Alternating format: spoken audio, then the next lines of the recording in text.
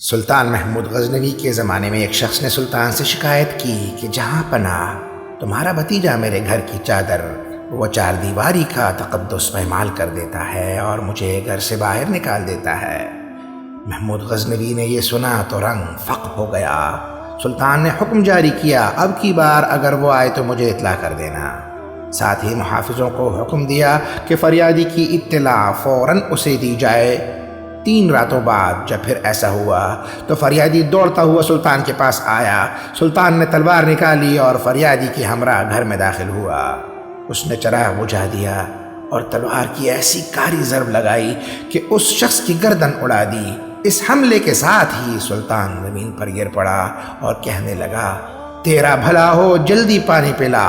جب فریادی نے پانی پلایا تو شاہ نے کہا، چراغ جلا۔ جب چراغ جلایا تو سلطان نے الحمدللہ کہا۔ فریادی نے پوچھا، جہاں پناہ قتل کرتے ہی پانی پینا اور لاش دیکھ کر الحمدللہ کہنا سمجھ سے باہر ہے۔ سلطان نے کہا، جب تم فریاد لے کر آئے تھے اس دن سے قسم کھائی تھی کہ جب تک تیری فریاد پوری نہ کر لوں نہ کھاؤں گا نہ پیوں گا۔ 3 دن سے تیری فریاد نے بھوکا پیاسا رکھا ہے، اس لیے پانی مانگا اور الحمدللہ اس وجہ سے کہا کہ مرنے والا میرا بھتیجا نہیں بلکہ کوئی اور تھا۔